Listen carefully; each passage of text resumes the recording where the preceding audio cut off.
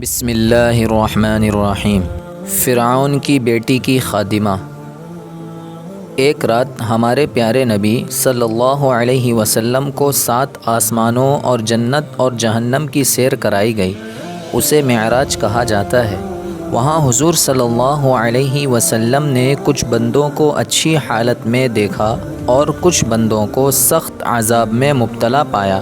پیارے نبی صلی اللہ علیہ وسلم نے معراج کی رات ایک بہت ہی عمدہ قسم کی خوشبو محسوس کی۔ ساتھ میں حضرت جبرائیل علیہ السلام بھی تھے۔ آپ صلی اللہ علیہ وسلم نے پوچھا، اے جبرائیل، یہ عمدہ خوشبو کیسی ہے؟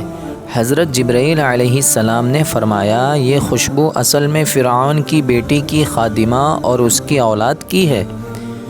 رسول اللہ صلی اللہ علیہ وسلم نے اس خادمے کا حال پوچھا تو حضرت جبرائیل علیہ السلام نے فرمایا، ایک دن وہ بیٹھی فرعون کی بیٹی کے کنگھا کر رہی تھی کہ اس کے ہاتھ سے اچانک کنگھا گر گیا اور اس نے کہا بسم اللہ۔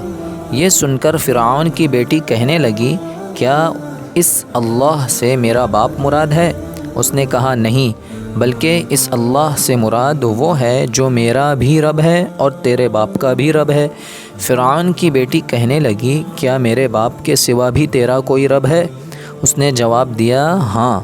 فرعون کی بیٹی نے کہا، میں یہ بات اپنے باپ کو بتاؤں گی۔ خادمہ نے کہا، ٹھیک ہے، جاؤ بتا دو۔ چنانچہ فرعون کی بیٹی نے اپنے باپ کو ساری بات بتا دی۔ فرعون نے اس کو بلایا اور پوچھا کہ اے فلاں عورت، کیا میرے سوا بھی تیرا کوئی رب ہے؟ اس نے کہا، ہاں، میرا اور تمہارا رب اللہ ہے۔ فرعون نے پیتل کی بنی ہوئی ایک گائے لانے کا حکم دیا۔ چنانچہ وہ لائی گئی، اس میں پانی ڈال کر خوب گرم کیا گیا۔ پھر اس خادمہ کے بچوں کو ایک ایک کر کے اس میں ڈالا جانے لگا۔ خادمہ نے اس دوران کہا کہ میری ایک خواہش ہے۔ فرعون نے پوچھا، تیری کیا خواہش ہے؟ اس نے کہا، میری یہ خواہش ہے کہ میری اور میرے بچوں کی ہڈیوں کو ایک ہی کپڑے میں ڈال کر ایک ساتھ دفن کر دیا جائے۔ فرعون نے کہا، ٹھیک ہے، تیری یہ آرزو پوری کر دی جائے گی۔ چنانچہ اس کے بچوں کو پیتل کی اس گائے کے اندر برابر ڈالا جاتا رہا، یہاں تک کہ اس کے دودھ پیتے بچے کی باری آئی تو ماں اس کی وجہ سے بے ہمت ہونے لگی۔ تو بچے نے کہا، امی جان مت گھبراؤ، آپ حق پر ہو، مجھے بھی ڈال دو، کیونکہ دنیا کا عذاب آخرت کے عذاب کے مقابلے میں بہت ہلکا ہے۔ چنانچہ اس بچے کو بھی کھولتے ہوئے پانی میں ڈال دیا گیا۔ اسی طرح اس خادمہ اور اس کی اولاد نے اپنی جانیں ایک ایک کر کے جان دینے والے کے سپرد کر دی۔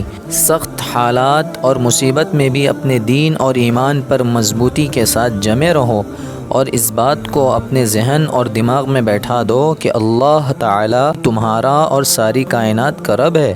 اس کے علاوہ اور کسی کے سامنے جھکنا اور اس سے اپنی مرادیں مانگنا جائز نہیں ہے۔